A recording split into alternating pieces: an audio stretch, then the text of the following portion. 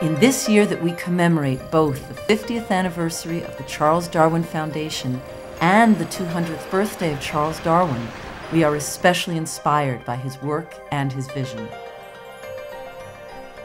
Charles Darwin was in many ways someone who changed the way we see and view the natural world. Here at the research station of the Charles Darwin Foundation, we are doing different work, but as we take on challenging issues, we remain greatly influenced by his methods and moved by his courage. The Darwin Foundation, working very closely with the park and other agencies of the government of Ecuador, has played a fundamental role in the fact that Galapagos remains one of the best preserved tropical archipelago in the world. The Darwin Foundation is now taking on a new set of challenges around socioeconomic and planning issues because there are huge new threats because of the dramatic increase in tourism and urban growth and development. We remain an institution of natural scientists. Now that will continue to be the Charles Darwin Foundation's core of our activities, but we fully understand that in order to have the kinds of impact on the medium and longer term, that we have to take on some of the socioeconomic or socio-environmental issues. And it's really now about putting Galapagos on a sustainable path. Project Floriana represents a new concept of project for us. It's looking at a whole island and how we can restore it, doing an integrated approach to conservation.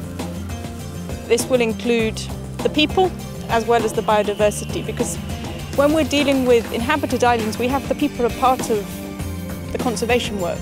And if we don't work with the people, we can never think about having a sustainable project. Lo más importante para mí es que dentro de mí, del concepto que yo tenía de conservación, es como una actividad, es como el compromiso que tengo. Y he crecido mucho, realmente he crecido.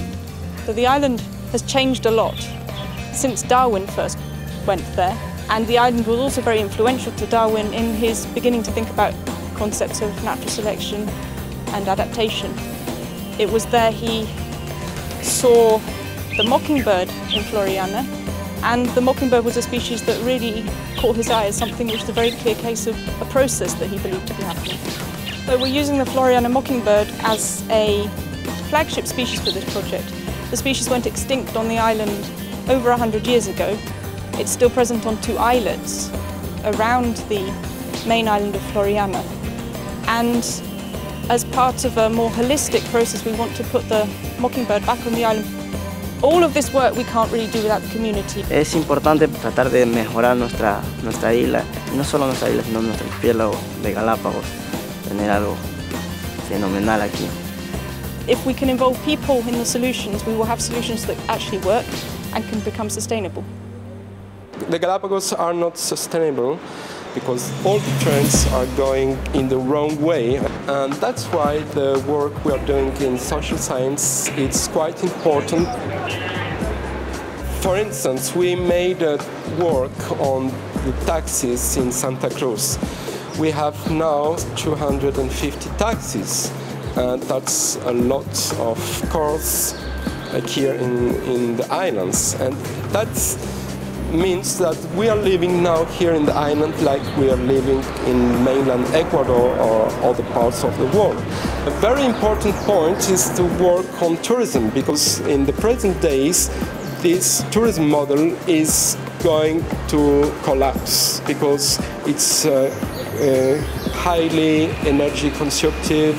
It's based on the very short stays in the islands, and it doesn't fuel so much the local economy. We have to work on the new tourism model, because the Galapagos could be an example for the rest of the world, and to make tourism more sustainable for the Galapagos Island. Climate change is now science fact, and it's not science fiction, and there's enough evidence to show that it's actually happening. Galapagos is in itself a unique natural laboratory for climate change studies. It lets you have a window to look at things which are happening globally over larger scales within the small kind of bubble, if you like, that is Galapagos. Now here, because of El Niño over the last 40-50 years, We've got enough information in the Galapagos to start to predict what might happen in other parts of the world.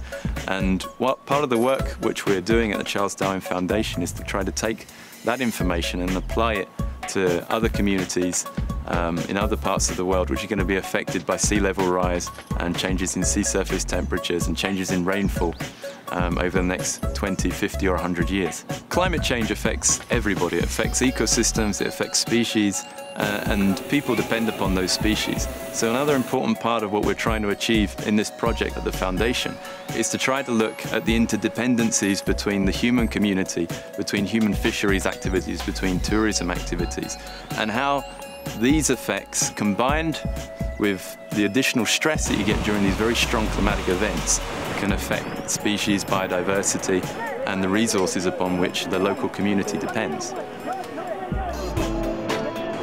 Getting this balance right between economic opportunity, social equity, and environmental stewardship, I mean, ultimately that's the challenge for all of humanity. But if we don't start taking decisive action now in terms of the development model of Galapagos in the next 2, 3, or 4 years, I think you will see a chain reaction of ecosystem degradation. And if we don't get it right in the next several years, we'll be regretting it for the rest of our lives.